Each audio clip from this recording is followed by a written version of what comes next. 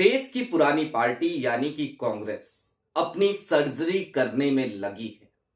नए सिरे से वो चाहती है कि संगठन का गठन हो। वो चाहती है कि नए नेताओं को जगह दिया जाए और ये सब कुछ कांग्रेस चाहती है या फिर कि राहुल गांधी चाहते हैं या फिर कि मल्लिकार्जुन खड़गे चाहते हैं। लेकिन इन सब के बीच एक बड़ा सवाल ये भी कि क्या कांग्रेस उन लोगों से भी निजात पा पाएगी, वो लोग जो कांग्रेस का लगातार बेड़ा गर्क करते रहे।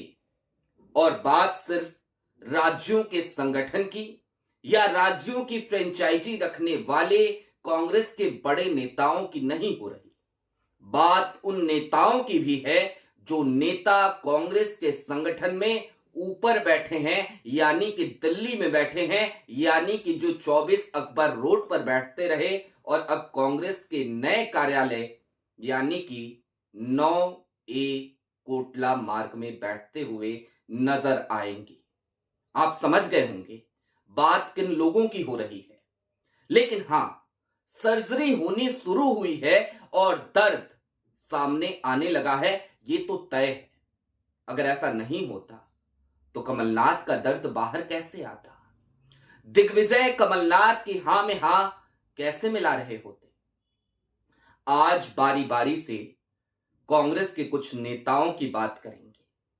बात एक आचार्य को बधाई देने वाले उन तमाम लोगों की भी होगी जो उस सो कॉल्ड आचार्य को लगातार बधाई देते रहे, जो सो कॉल्ड आचार्य आए दिन राहुल गांधी को खुलेआम गाली देता है, बुरा भला कहता है। तो ऐसे लोग कांग्रेस में राहुल गांधी के ठीक पीछे बैठकर उस आचार्य को बधाइयों के संदेश कैसे दे सकते हैं, वो भी सबकी स्क्रिप्ट एक जैसी। बहुत सारी बातें करनी है, लिहाजा वीडियो में अंत तक जरूर बने रहिएगा। नमस्कार, मैं स्वप्निल और आप युगचरण न्यूज देख रहे हैं। आगे बढ़ने से पहले एक छोटी सी अपील, चैनल पे नए हो तो सब्सक्राइब कर लीजिए, क्योंकि यहां आपकी और हमारी मुलाकात लगातार होती रहती है।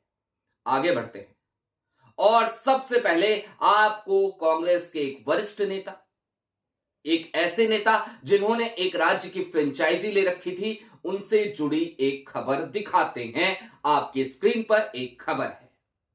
कांग्रेस की बैठक चल रही थी और कमलनाथ का दर्द फूट पड़ा। बोल पड़े, अब तो हमसे कुछ पूछा ही नहीं जाता। जाहिर सी बात है, मध्य प्रदेश में हारने के बाद कांग्रेस एक तरीके से कमलनाथ को हाशिए पर डालती हुई नजर आई थी। जब कमलनाथ की सारी बातें कह रहे थे तो दिग्विजय भी वहीं मौजूद थे। दिग्विजय ने भी सहमति जताई और कहा, अब हमसे भी नहीं पूछा जाता। लेकिन आखिरकार ऐसा हुआ क्यों? क्यों नहीं पूछा जा रहा? तो इसके पीछे वो कवायद है, या फिर यूं कहिए तो मल्लिकार्जुन खड़गे का वो बयान और राहुल गांधी का वो मंतव्य है कि अब नई कांग्रेस का उदय होगा, कांग्रेस के नए नेताओं को जगह मिलेगी, पुराने नेता जो लंबे समय से कुर्सियों से चिपके पड़े थे उन सबको दरकिनार किया जाएगा। और उसी तर्ज पर यह कार्रवाई हो रही है। और जब कार्रवाई होती है, जब चीड़फाड़ होता है, जब सर्जरी होती है, तो दर्द होना लाजमी है। सोचने का विषय यह भी है कि आखिरकार कमलनाथ पे कब तक कांग्रेस भरोसा जताती रहे? कब तक दिग्विजय के भरोसे मध्य प्रदेश को छोड़ दिया जाए? कब तक? मध्य प्रदेश में कांग्रेस की जमीन अगर बंजर हो गई तो उसके पीछे जिम्मेदार कौन है? मध्य प्रदेश में कांग्रेस जीती, लेकिन उसके बाद भी यदि सरकार नहीं चल पाई, कमलनाथ मुख्यमंत्री बने, लेकिन बावजूद उसके सरकार गिर गई, सरकार टूट गई, सरकार बिखर गई, पार्टी बिखर गई, तो उसके लिए जिम्मेदार कौन है?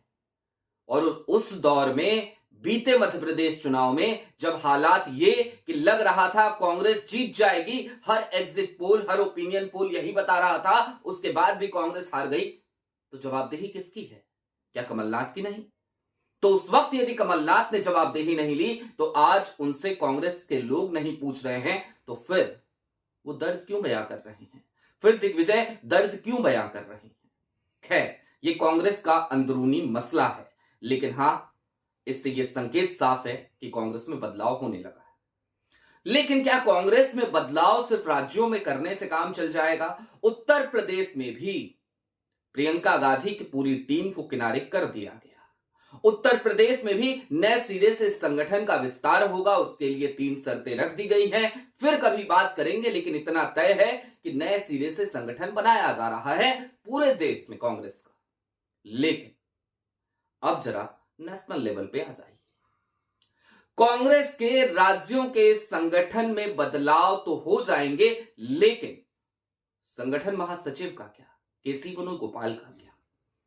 केसी वेणुगोपाल पर थोड़ी देर रुककर बात करेंगे, लेकिन उससे पहले आपको 2 ट्वीट दिखाना चाहता हूं। पहला ट्वीट आपके स्क्रीन पर, नाम दीपेंद्र हुड्डा, युवराज हरियाणा के कांग्रेस के।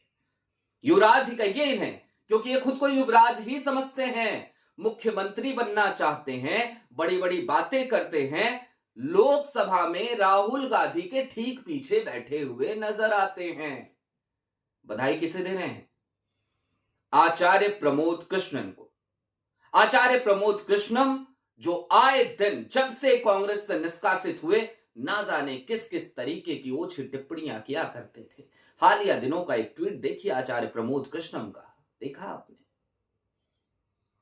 वही कॉन्स्पिरेसी थ्योरी, अंबेडकर के अपमान पर जब प्रोटेस्ट कांग्रेस कर रही थी तो किस तरीके की हलचल हुई थी, किस तरीके की बातें हुई थी, किस तरीके से भारतीय जनता पार्टी के 2 सांसद अस्पताल पहुंच गए थे, किस तरीके से उसका इल्जाम राहुल गांधी पे लगाया गया था, किस तरीके से सीसीटीवी फुटेजेस सामने नहीं आए और अंबेडकर के अपमान के मुद्दे को दबाने के लिए कॉन्स्पिरेसी थ्योरी गढ़ी गई। उस कॉन्स्पिरेसी थ्योरी को आगे बढ़ाने वाले आचार्य प्रमोद कृष्णन का ये ट्वीट, इन्हीं आचार्य प्रमोद कृष्णन को बधाई दे रहे हैं।